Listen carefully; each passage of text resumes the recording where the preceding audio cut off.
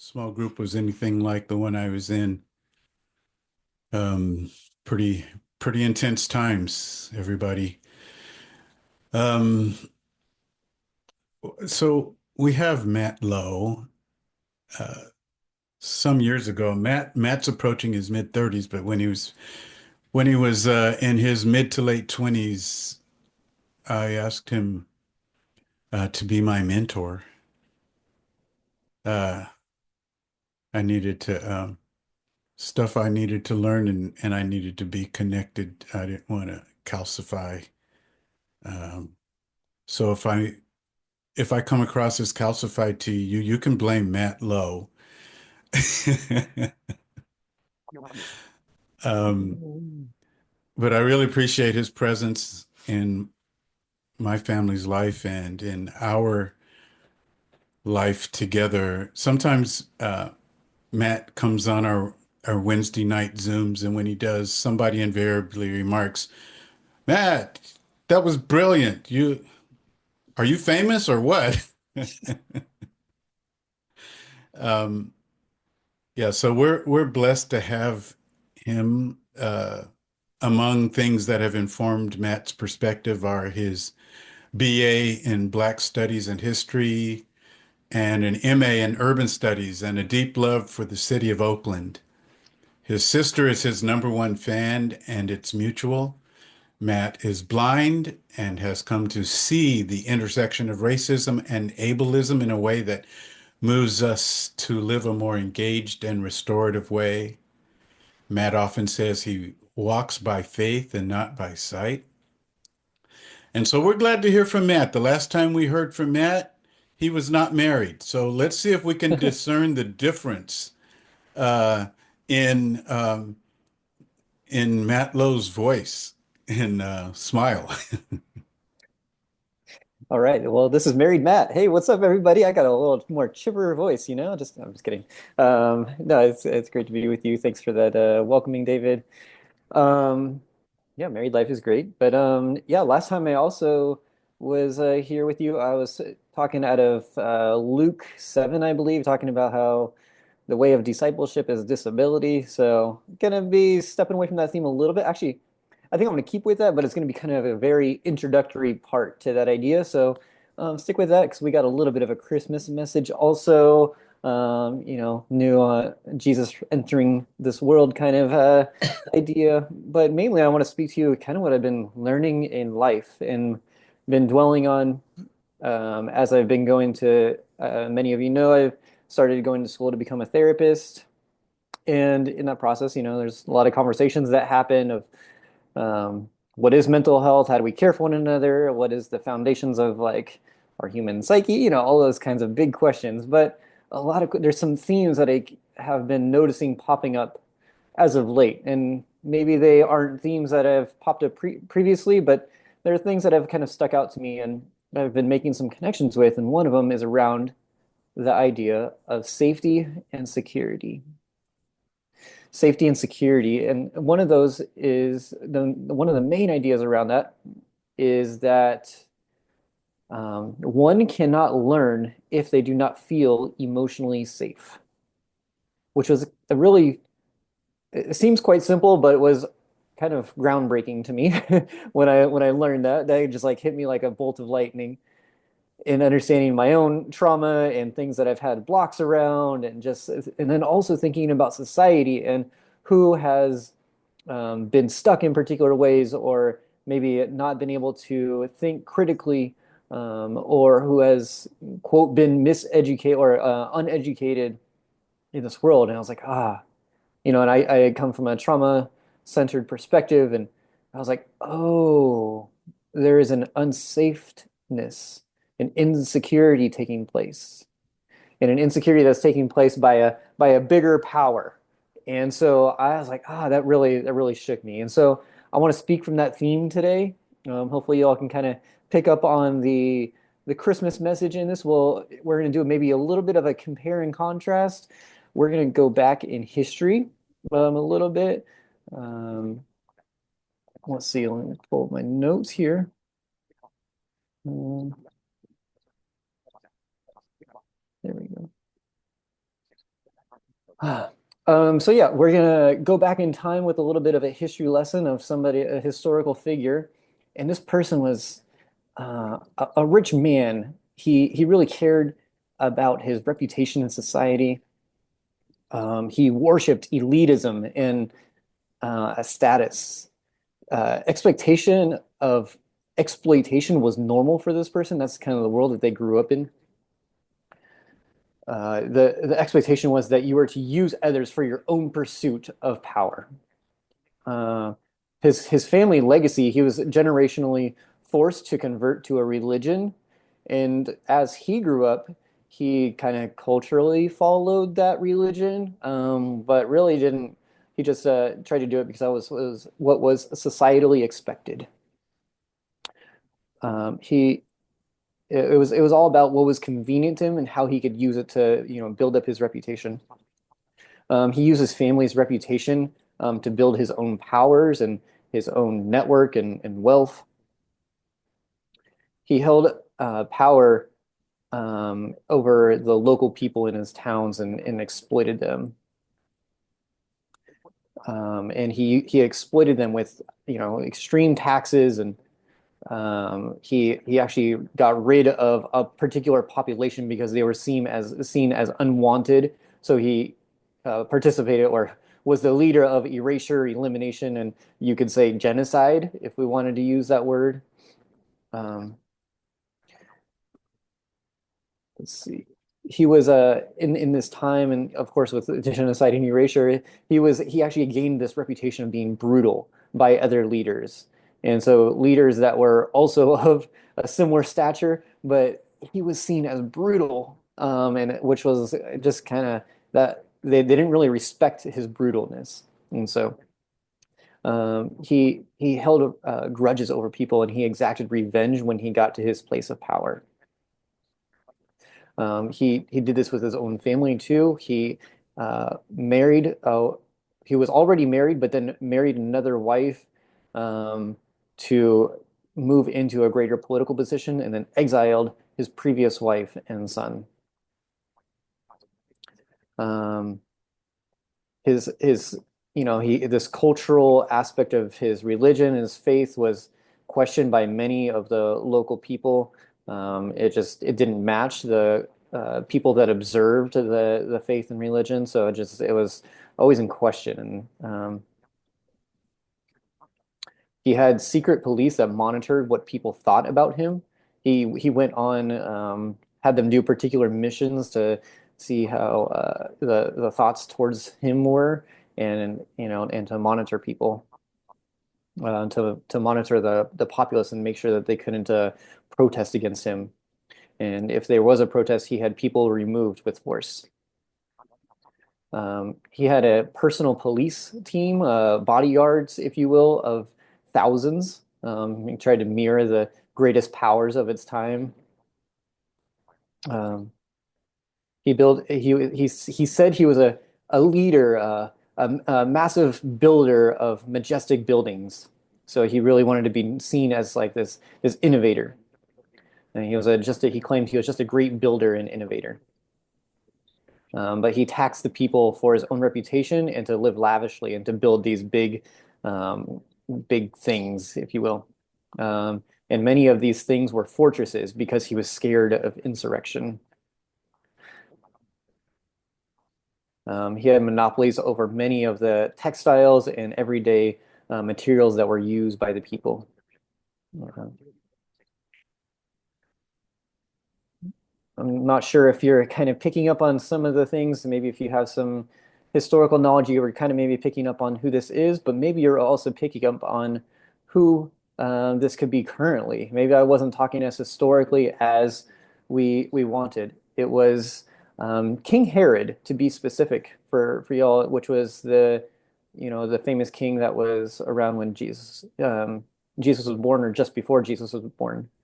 And so when we hear that historical context of who that person was, we don't get that in scriptures. That's a lot of that is from a book called Josias, the Jewish War, which is a 6 or 7 volume historical book of its time period. And it's from this perspective that, we learn a lot about the genocides and the happenings of particular peoples during that time period. And the Sea of Galilee was the area where Herod was the ruler, where he exacted that genocide, where he controlled and highly taxed the fishermen and the agriculture people of that area. It was a thriving area, and he taxed them to poverty for his own purpose and his elite status and lavish lifestyle.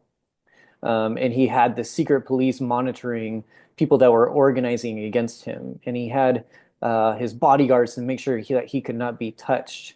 And his brutalness exacted his quote respect or fear in the area, so that way he could become king. And then he would kill off anybody that would get in his way with secret missions, if you will.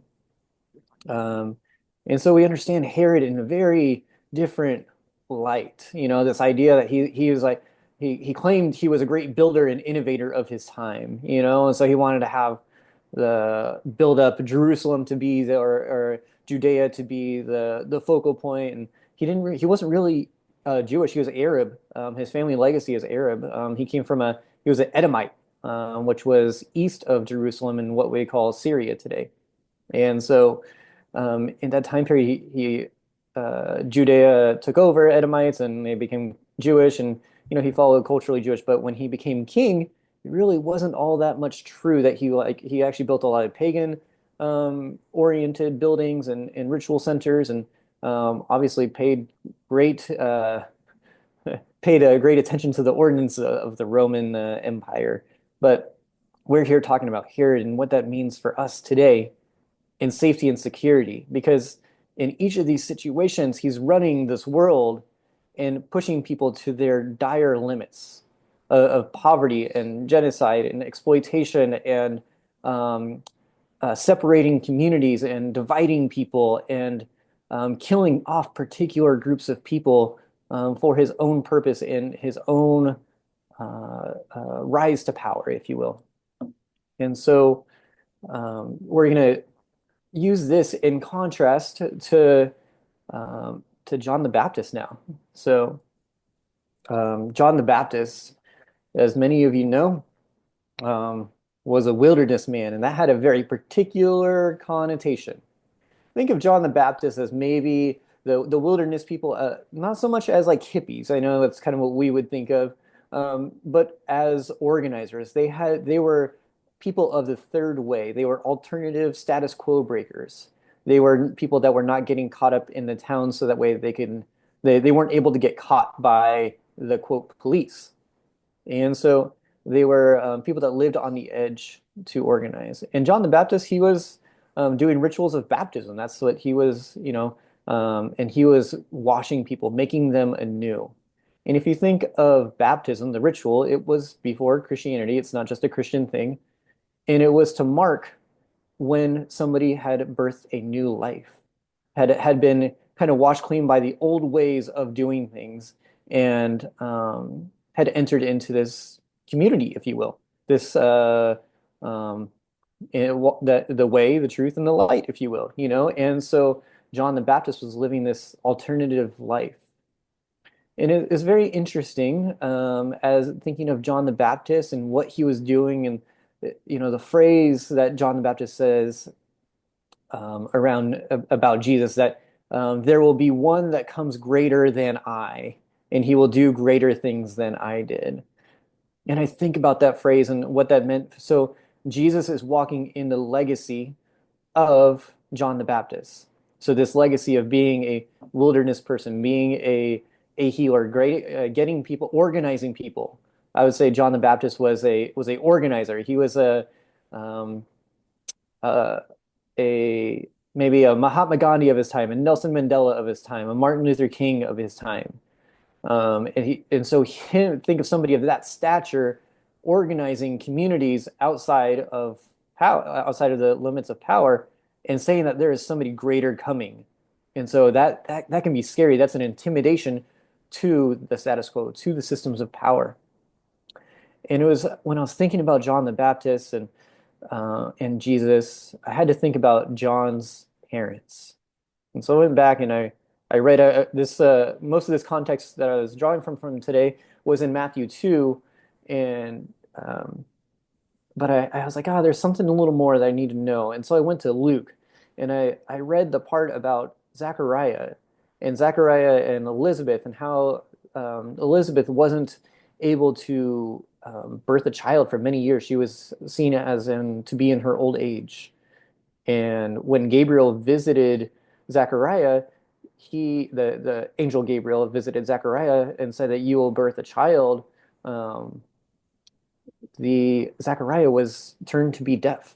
He was no longer able to hear, and that was very interesting to me because here are two people that are seen as invalid during their time, seen as disabled during their time, but they are ushering in John the Baptist. They are ushering in Jesus, and they're if we could make the comparison of the time, this isn't exact dating because they're not sure. Maybe it took some, um, I don't know, just the literature kind of comparisons is that Jesus and John the Baptist were of the same age, but because they say Elizabeth had a baby in womb in the same time that Mary did. So we could think that John the Baptist, but it could be different. Who knows? We don't know exactly.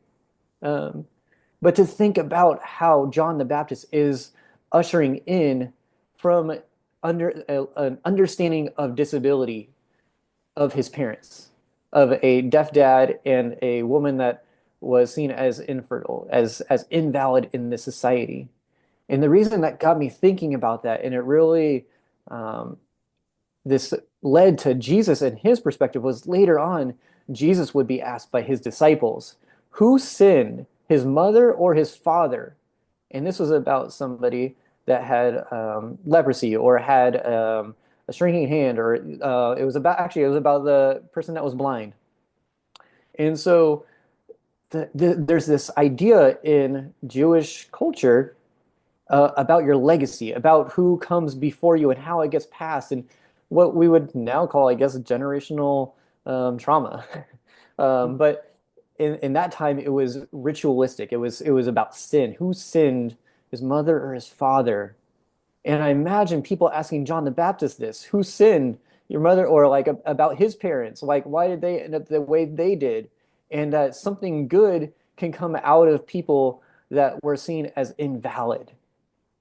And so when we're thinking about how ushering in that era of Jesus, it was John the Baptist and Jesus learning from John the Baptist, and they were seen as family. They were cousins, and they lived in a similar area of Galilee and Bethlehem and Nazareth, which were all very close to each other. Galilee is in modern day Israel, and Bethlehem is in the West Bank, as we all know. Can make the comparison and how close those areas are with understanding of our modern day contexts and where these people are being removed from. The area is being, quote, purified, and we're very understanding of how that is still currently happening in Palestine and how this area is being exploited. Um, let's see. Um, I have some scripture here, but I'm going to pass on that to save some time.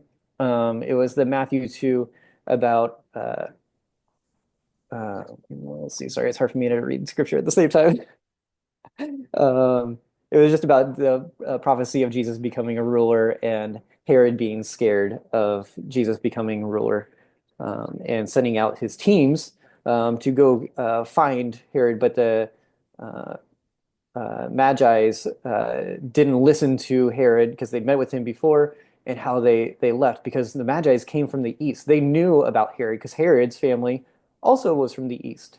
So the Magi's kind of understood who they were dealing with, and they didn't listen. They had understanding, they had compassion, they had understanding of what safety and security looked like. And there was this poor family that had to give birth in a farm in a shepherd's building, and so they didn't listen to Herod and they left and didn't tell him where Jesus was born. Um, so let's see. Jesus came from Galilee and went to Jordan to be baptized by John the Baptist. And understanding that journey, that Jesus came from Galilee when he was younger, Nazareth, it was a small town in Galilee, and went to the Jordan where John the Baptist was, which was quite a trek, but also the understanding that Jesus came from Galilee, and that's where Herod before did all of his damage. And Jesus' later life and Herod don't exactly match over, but the legacy of harm and genocide of that area would have still been felt. The towns would have been um, reeling from the harm that was there, the elimination of particular people, and been feared by high powers. So that's a very important understanding that Jesus is coming from of the disruption and exploitation of the people there. Um, and when we understand that Jesus is following this John the Baptist perspective of understanding the disabled life, understanding the lives of those that have been made invalid, and then Jesus comes out of his baptism saying, "I have come to preach good news to the poor and to set the oppressed free." And that the first words that Jesus hears as he comes out of the water is, "This is my dearly beloved Son, in whom it gives me great joy." And so we understand that in following in this way of compassion, of understanding, of being washed clean in this way and following in this wilderness path is the way of joy, is the way in which compassion is instituted within us. And that Jesus' first mission statement is coming to preach good news to the poor and to set the oppressed free. Jesus came to liberate the oppressed. Jesus came to remind people that they were safe. Jesus came to remind people they are cared for. Jesus came to remind people they have the right to security. Jesus came to stand against exploitation. Jesus came to put an end to the harm that was taking place. Jesus came to remind us that our power is in community. Jesus came to show us a spirit of love and the power we have when we unite in that spirit of love. Again, we cannot learn if we do not have emotional safety. And Jesus understood the emotional safety that was needed, the safety and security that was needed, the rootedness in love that was needed for us to be able to learn, to critically think and to join together, to not feel like we have to pin ourselves against one another. Famously, I've spoken, or not famously, but famously, Jesus crossed the sea and went across from Galilee to the area where um, where Jesus had cast the demons into the pig and from the man that was acting erratically, and there was a from this Josephus, the Jewish war book that was mentioned. This is the area where that genocide had taken place. And so, if we take a trauma-centered perspective that this man was acting erratically and scared of Jesus, of somebody that was coming by a boat and from a foreign area, that he was scared, that he wasn't acting erratically, he was acting perfectly rational for fearing for his life of somebody new to come and take him over, and casting those ideas of genocide and that this idea that somebody's and he put him in the like it's a literary use, so it's a metaphor to say that hey, like this um, system that was here before it harmed you, but this is this or I am here not to harm you. What was meant for evil, God can turn for good. And so Jesus came to this area and he engaged these people. He engaged the people that were harmed by Herod and who were harmed by these systems. This is the safety and security Jesus met in his days in meeting with the people that were the outcasts, the invalids of his time, because the legacy in which John the Baptist had welcomed and ushered him in with. The only way we will have and able to engage safety and security, the emotional safety, so that way we can learn and be growing together, is if we have love for who we are, if we have love for ourselves and love for our environment, if we have love in our environment, love in our communities, love in our houses, love in our churches, love in our cities, love in our businesses, if we have um,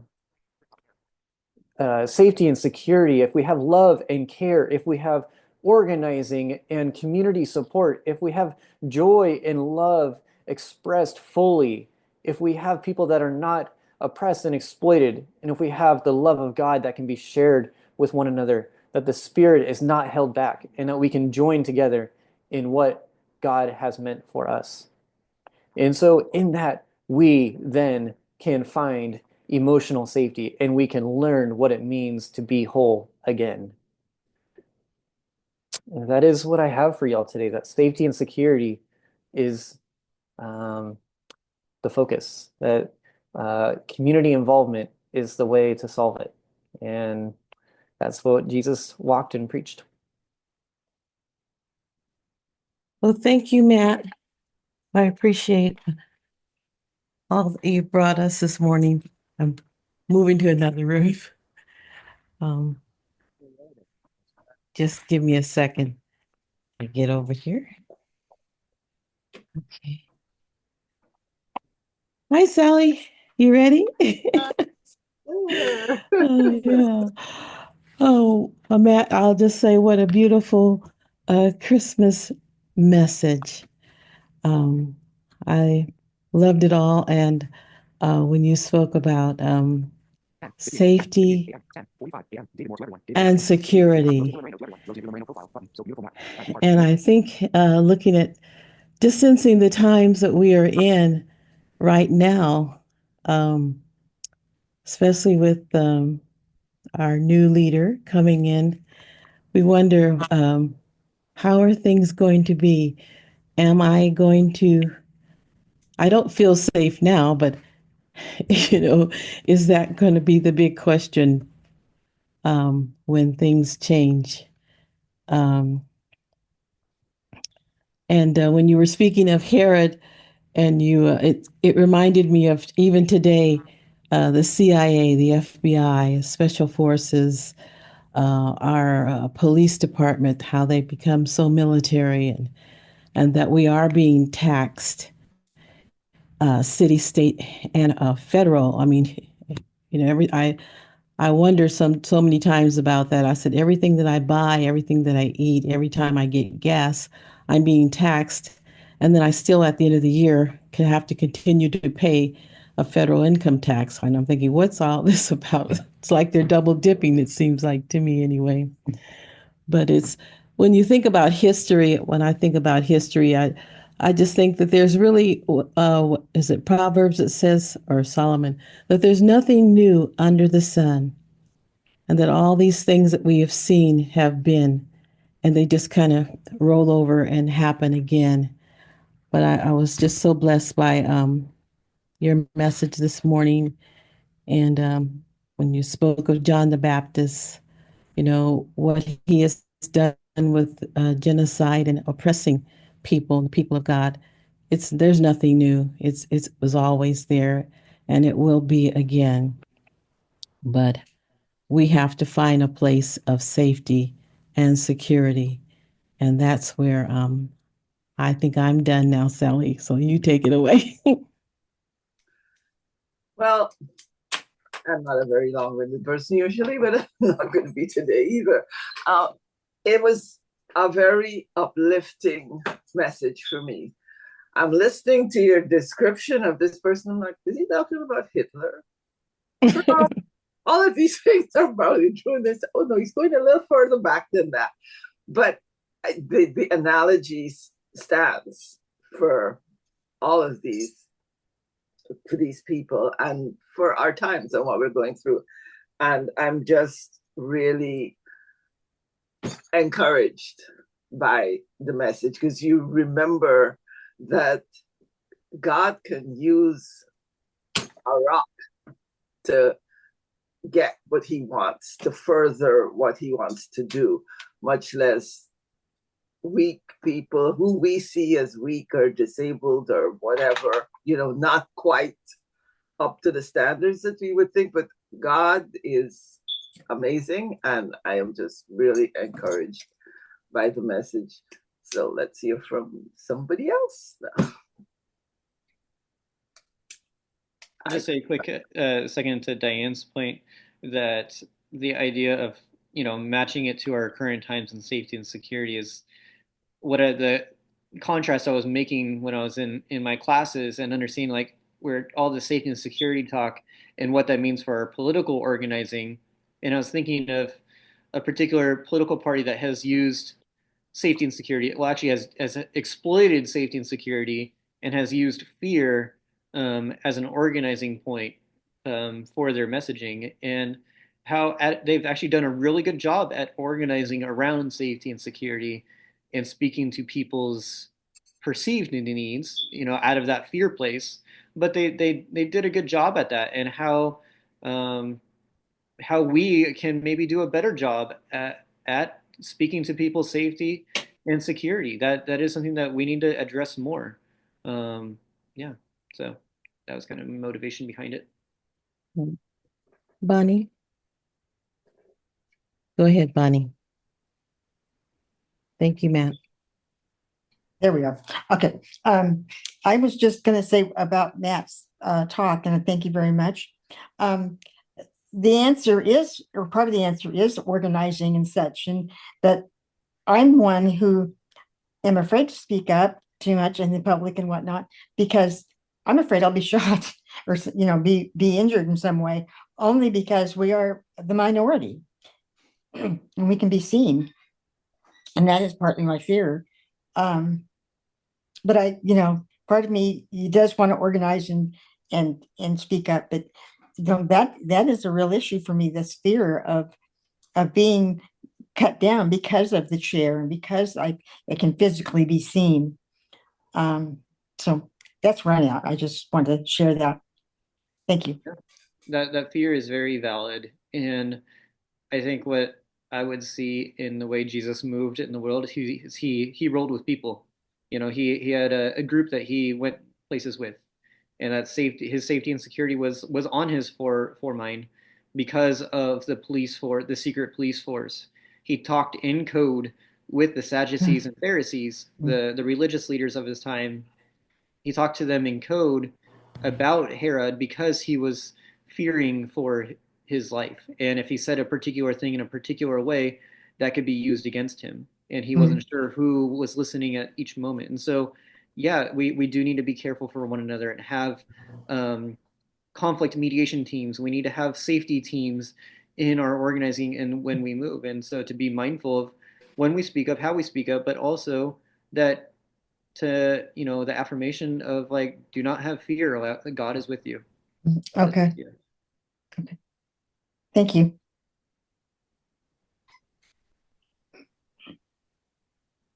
And Matt, when you said that, you brought up the point that how Jesus spoke in code, but was able to get his message across. I think I'm reminded too that Jesus had a purpose.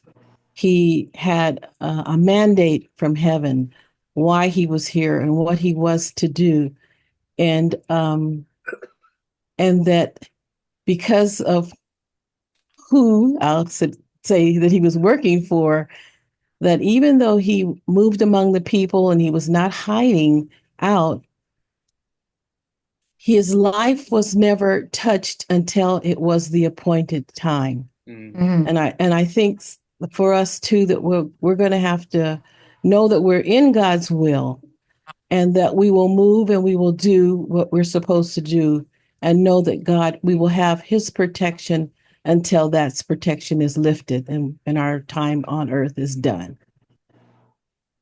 That's just how I feel about it.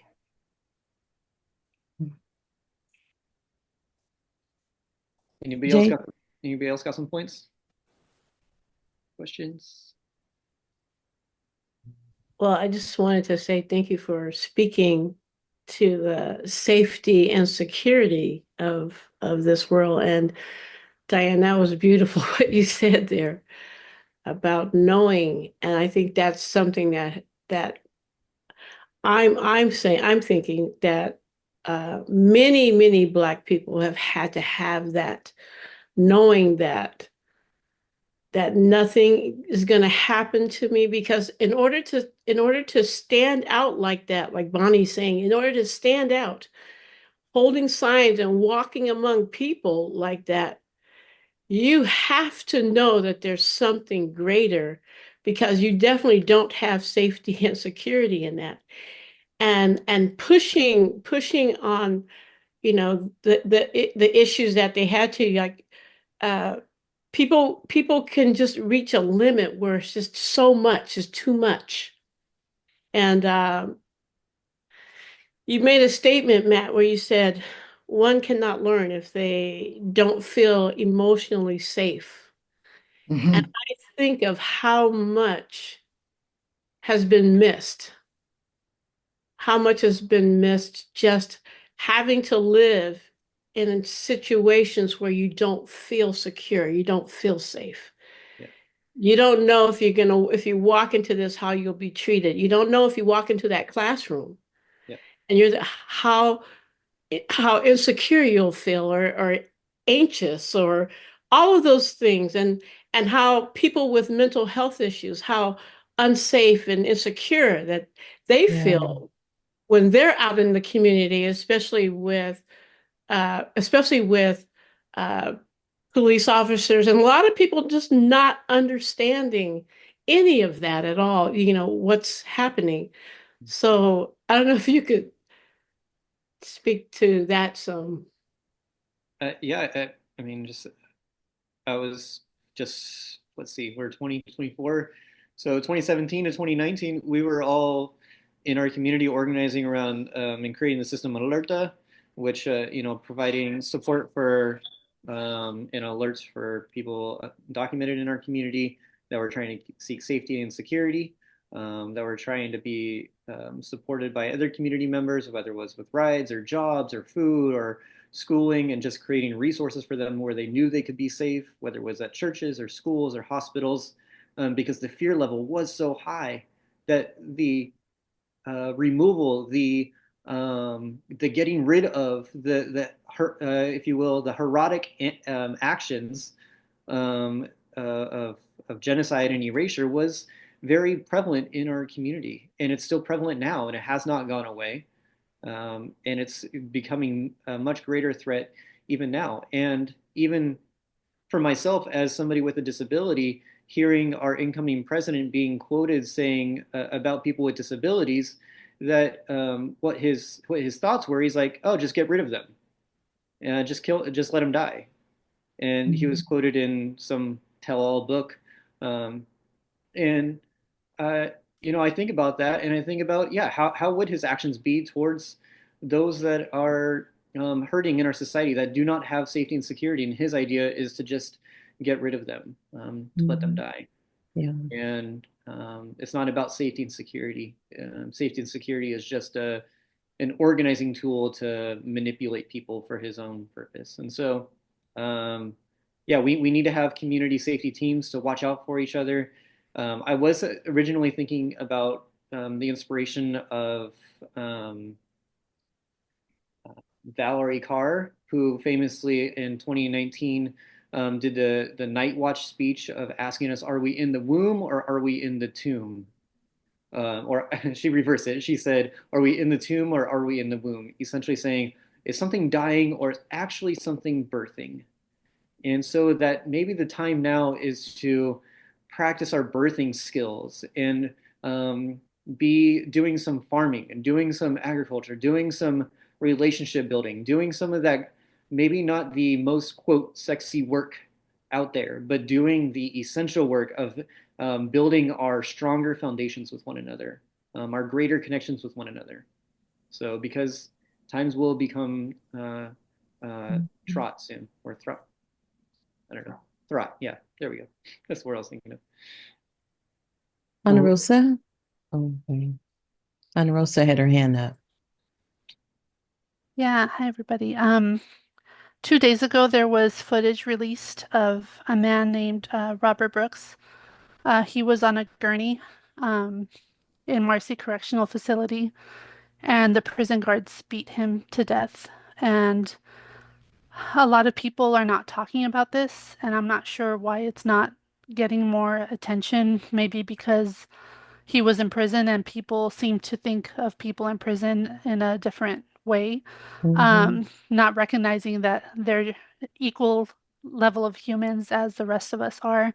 And I think it's important for us to call out the systems that do not make us feel safe and to abolish those systems that do not make us feel safe. So prisons need to go, cops need to go.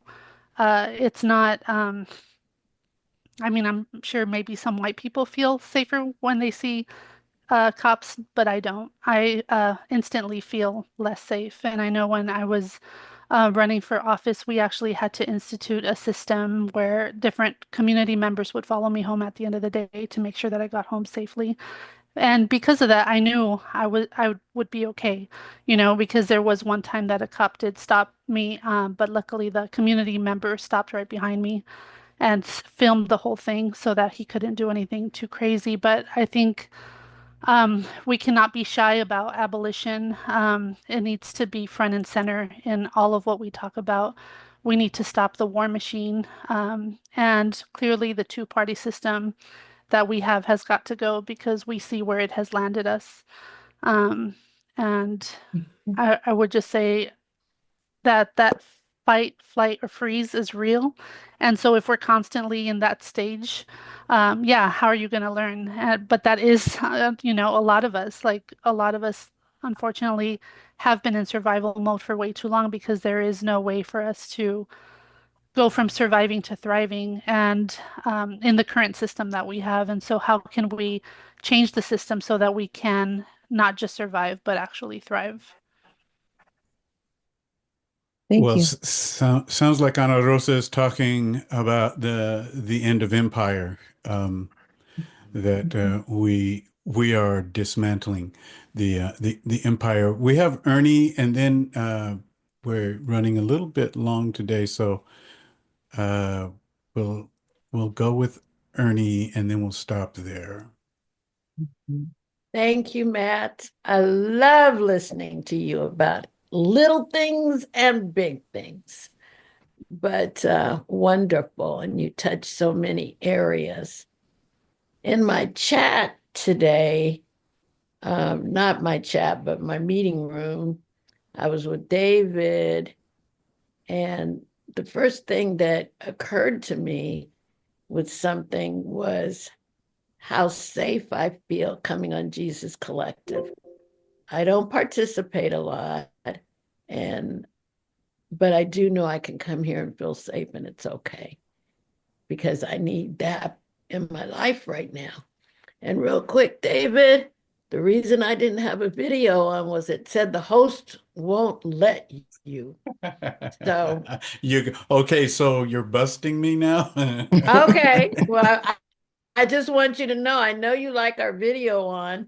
And Okay. since then, I've put on a robe, I'm cold. But back to our topic, I think there used to be groups of people targeted, and that doesn't go away. But everybody's being targeted with what's going on in our world because you look at children in schools, you look at people everywhere, the guns, everything.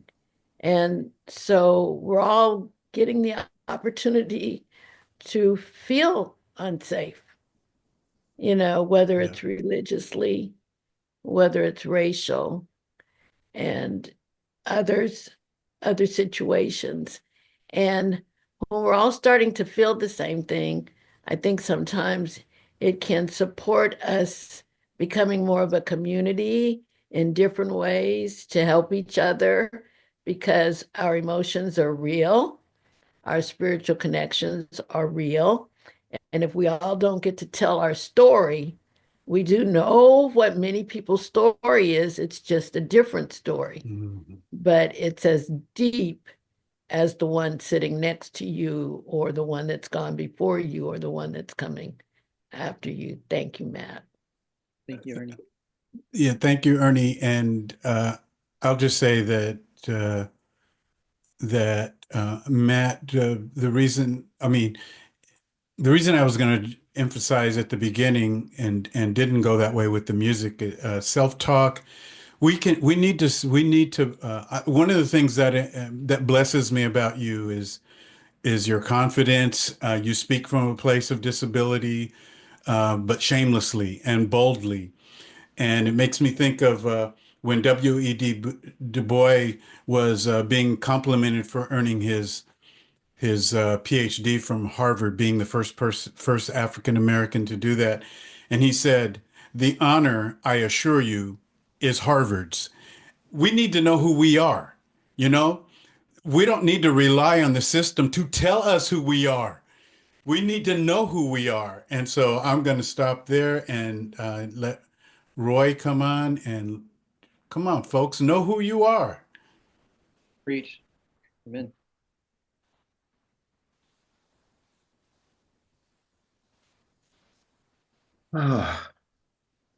I've been feeling deeply as Matt spoke and as many of us responded and reflected on Matt's words. As we take communion, it is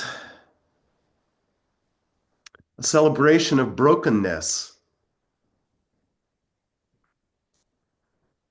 a celebration of woundedness,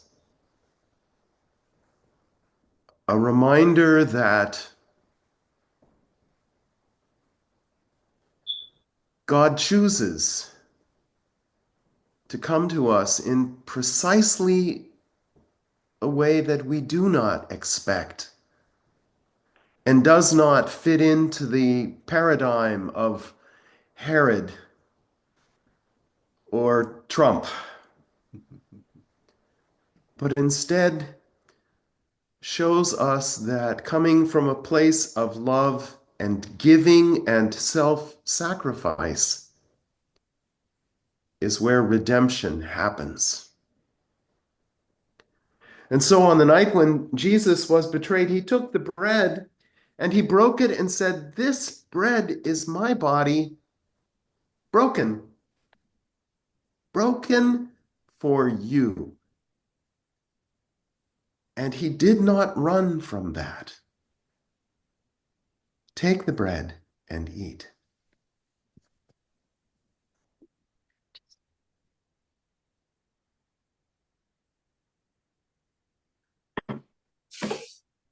After supper, he took the cup and he said, "This cup is the cup of the new covenant in my blood,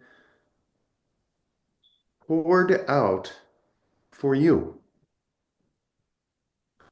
He served that cup to his disciples. Take the cup and drink.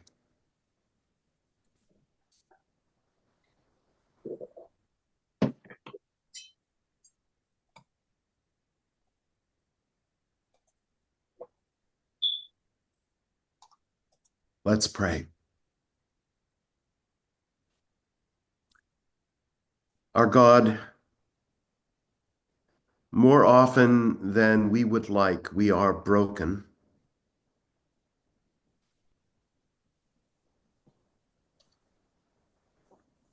More often than we would like, you have presented us with the opportunity of pouring ourselves out for others.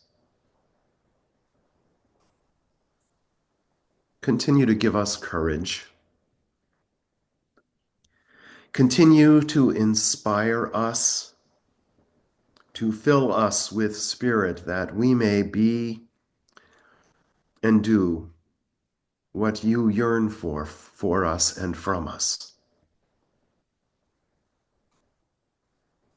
Thank you for this community of sisters and brothers and siblings who are there to hold us up, to walk with us when we are broken, when we are poured out, but also to be broken for and with us, and poured out for and with us.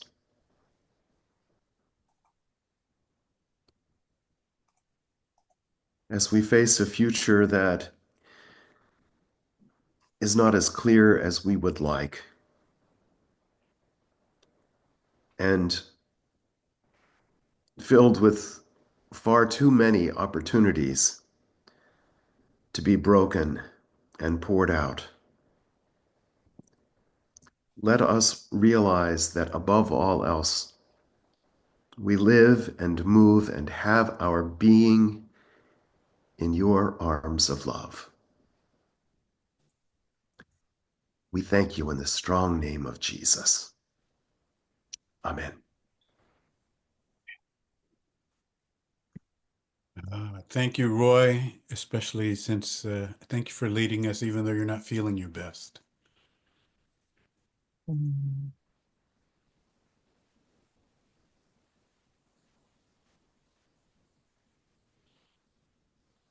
And our love to Naomi, we reach out to you and we remember.